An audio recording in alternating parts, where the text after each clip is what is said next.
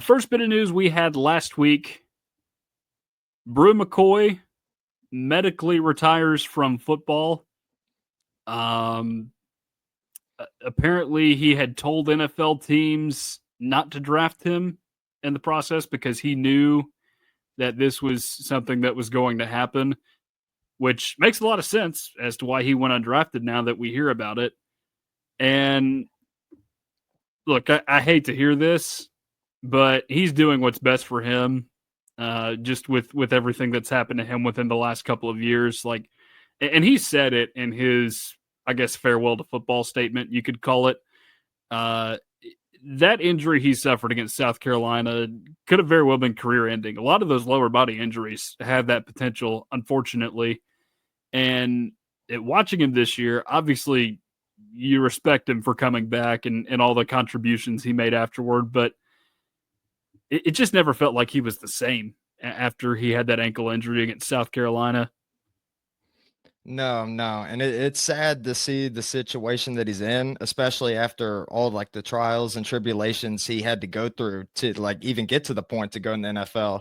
It's sad to see, but I mean, ultimately you got to choose what's best for you and your future. I mean, if he's planning on like having a family and everything like that in the future, and like I'm sure he's going to want to go around and be able to play with his kids. He doesn't want to have to struggle walking and everything like that. And you don't want to live a life in pain. Like, yes, you can make millions of dollars, but you got to start thinking about quality of life and things of that nature, especially when in a violent league as such as the NFL.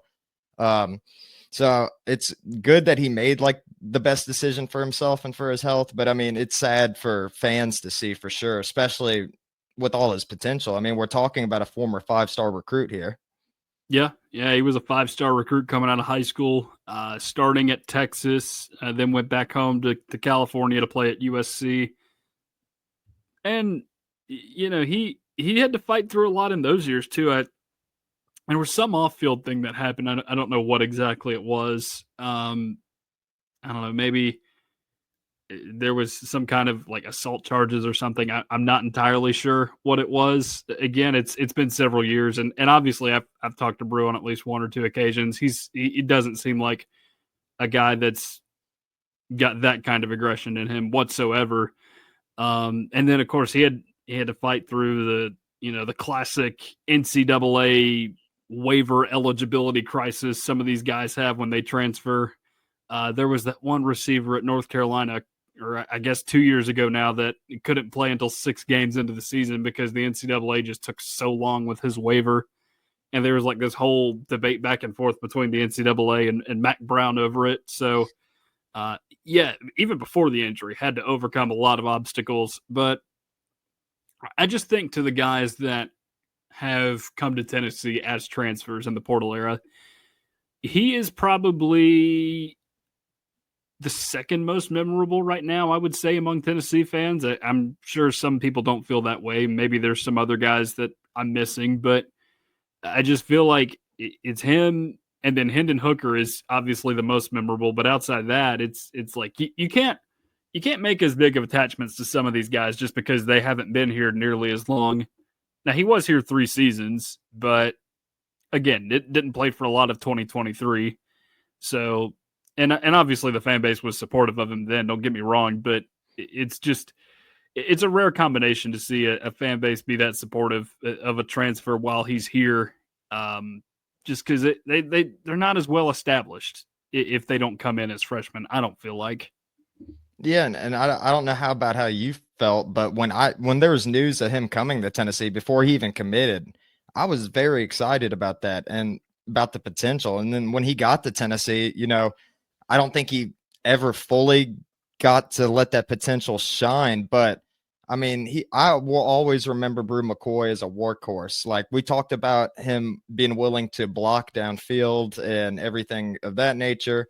I mean, he just never gave up. And I feel like he's an embodiment of like evolve for life, like, which is a phrase that's been thrown around a lot, like the past 10, 15 years. And I think that Brew is evolve for life. And it was nice getting to see him play in orange and be able to give some good memories. Like who will ever he had one of the best catches in Tennessee football history with Yeah. the Alabama game, man.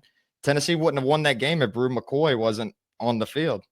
Yeah, absolutely. That's a play that you could call it the most important catch of that season, possibly.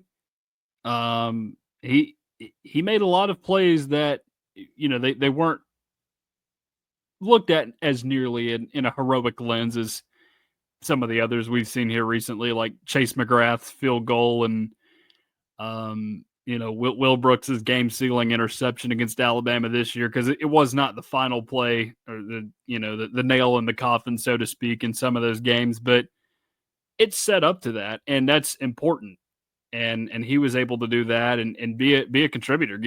We talked about it when he went undrafted, and obviously now we know why, but uh, he had an ability that was maybe a little bit overlooked in wide receivers at times, and that is his ability to block downfield. It's just something you don't see all the time in wide receivers, but Tennessee's had a few of those guys now come through here, and one of which has really carved out a role for himself with the 49ers now, and Jawan Jennings.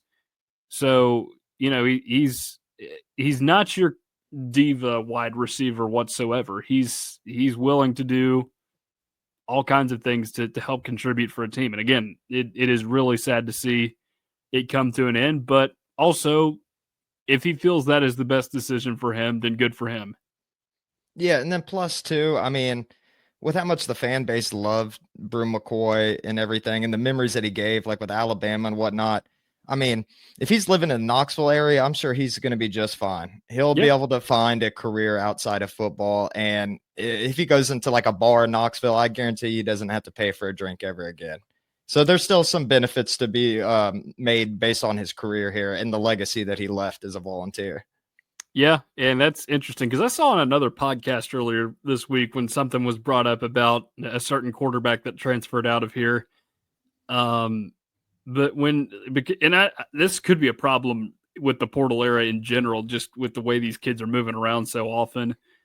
But when you're jumping to 2, 3, 4 schools in college, particularly those who are going to more than two, um, when you are looking to live in, say, Knoxville as a tight end that transferred to 2 other schools afterward, and you're looking to Tennessee alums to try and help get you jobs or find a house for you, can you really? Are they really going to be as willing to help you as if you're a guy like, say, Brew, who played here for 3 years and is not all about himself by any means? Like I feel like that's something that Brew has that will help him long term should he try and stay here. And again, a lot of the reason why the guys that stayed here 4 years are doing just fine here in Knoxville, like Zakai Ziegler, for example. Of course, that was not as much of a choice because of what happened to his house his freshman year of college in New York. But Tennessee helped him out, and he's eternally grateful for the fan base for it. He'll probably be here for a long time after college, I would imagine.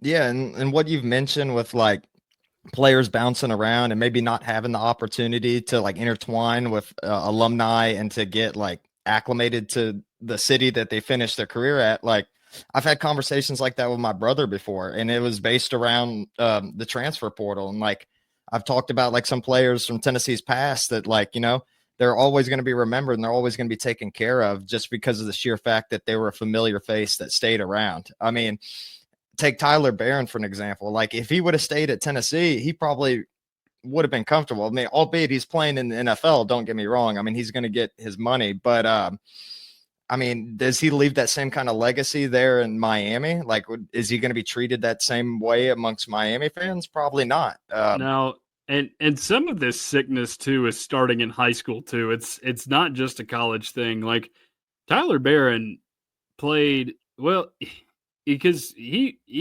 is originally from our neck of the woods. He was, I think he wasn't in high school. I think he went to middle school at Brentwood Academy, Really? transferred to Innsworth, and then transferred to Knox Catholic sometime in like his sophomore or junior year. So it's not just him. Like there are other guys that will go to 4 high schools in 4 years, and it just looks way worse than that. Like here's an example for you: Brandon Huntley Hatfield. That guy started at Clarksville Academy, and then went to 2 other high schools. Came to Tennessee, transferred to Louisville for 2 years, and then transferred to NC State. Yeah, and I feel like you especially see a lot of this with some of the young high school quarterbacks. Like I've seen so many recruits like bounce around. Like even Nico, he went to 2 different high schools, didn't he? Like I think he went to Warren High School and Long Beach Poly. That sounds right. Yeah, and like I don't know, like I don't know. I've never been on the level to play in college football or NFL or anything, but there's something to be said about like staying around with your team and trying to build something, go in there and like building bonds with your teammates and stuff. How can you have strong bonds with your teammates or be like a great leader for a team when you just walk in 1 year and leave? I feel like you don't cement as much of a legacy. Yeah, and you've seen a lot of NFL players talk about this too. Like one in particular I can think of is Tyrann Mathieu. He said he really enjoyed being at LSU and learning from guys like Patrick Peterson and Morris Claiborne when he was down there, and those were super instrumental in helping him get to the league. Now it's just instant gratification is what everybody wants now, and that's just I think hurting the sport in a way, but over time I think it could heal itself. I've talked about this before, but I do wonder at what point coaches will begin to value homegrown talent that they recruit from high school over guys out of the transfer portal, because the transfer portal is just it's such a game of chance, it feels like. Yeah, and I wouldn't be surprised if it went in that direction. I mean, look at how many players in the NFL too that have came from being like 0 stars or 3 stars. I mean, the number 1 overall pick in this year's draft was a 0-star recruit coming out of high school.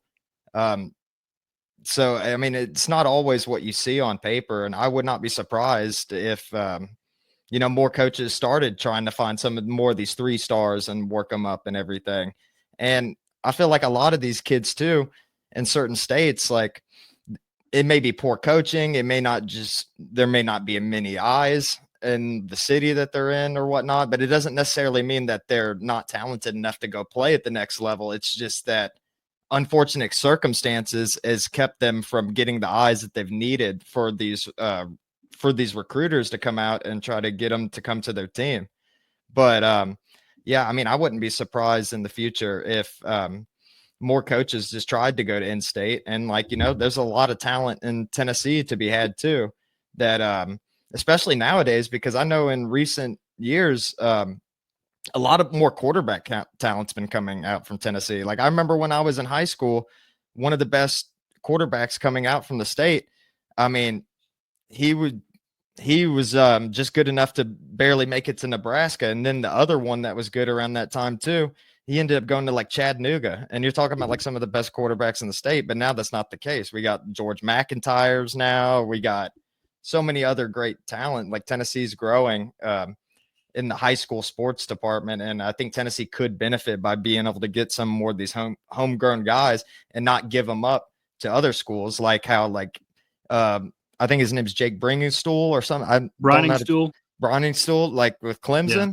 Like he very well could have played for Tennessee if put more eyes on him and everything, or talk to him.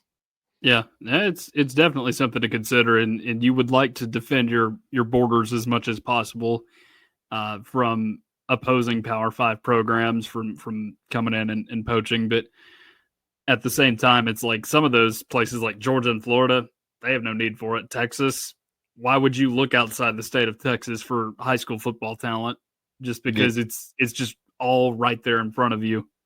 Yeah. And that's no, go ahead. I was just going to say, and that's the one thing that makes the transfer portal a little bit interesting, because I feel like teams like Florida and Miami have had the benefit for a long time getting some of the best athletes in the country, because that's just where they're from. Like South Florida, that's where most of your best athletes come out of high school.